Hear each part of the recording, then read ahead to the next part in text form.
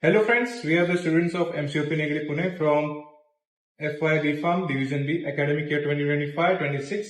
Today we are going to represent the working model of female reproductive system under the guidance of Pratiksha Hazare ma'am. The female reproductive system consists of internal and external organs involved in reproduction, menstruation and hormone production.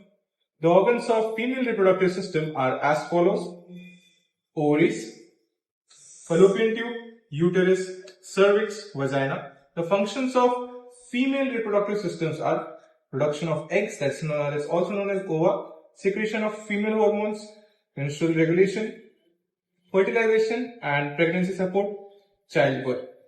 The menstrual cycle is a cyclic process in females that prepares the reproductive system for pregnancy. It is controlled by the interaction of the hypothalamus, pituitary gland, ovaries and uterus.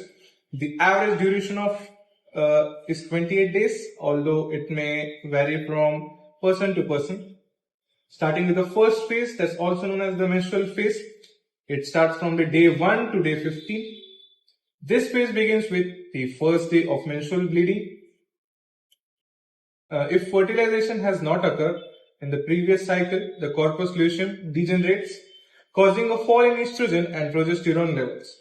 Due to decrease in the hormones, the thickened endometrium breaks down and is shed through the vagina as menstrual flow. Blood, mucus and endometrial tissues are expelled from the body. The second phase is also known as the follicular phase, or it can also be known as the proliferative phase. It goes on from the day 6 to day 13. The hypothalamus secretes the GnRH. The GnRH stimulates the anterior pituitary gland to release FSH. FSH promotes the growth and maturation of ovarian follicles. The developing follicle secretes estrogen. Estrogen stimulates the repair and thickening of the endometrium, preparing the uterus for possible implantation. One follicle becomes dominant and matures into a Graafian follicle. The third phase, which is also known as the ovulation phase, it goes around the day 14. High estrogen level triggers a sudden surge of LH. The LH surge causes the mature Graafian follicle to rupture. A mature ovum is released from the ovary into the fallopian tube. This process is called ovulation. Ovulation is the most fertile period of the cycle. The next phase is also known as the luteal phase, or it can also be caused as a secretory phase. It will be starting from day 15 to day 28.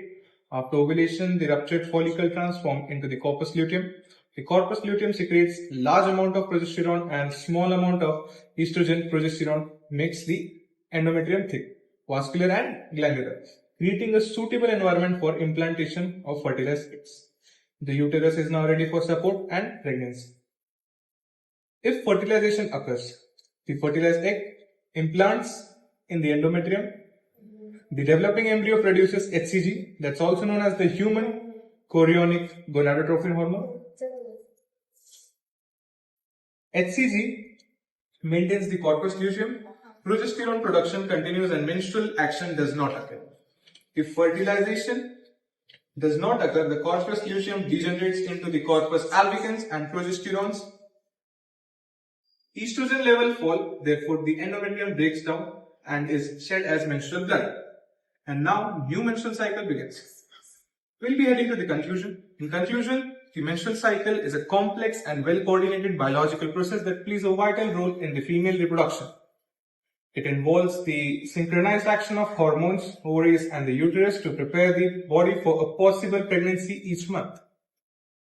Through our working model, we have demonstrated the 4 major phases of the menstrual cycle that are the menstrual phase, the follicular phase, the ovulation and the luteal phases, and explain hormonal changes that regulate these events.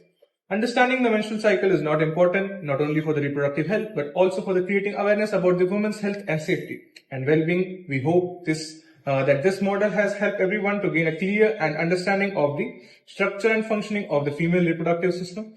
Thank you to our represented guide, Mrs. Pratiksha Hazare ma'am, for her valuable guidance and support. We also thank all the teachers and audience members for their time and attention. Thank you.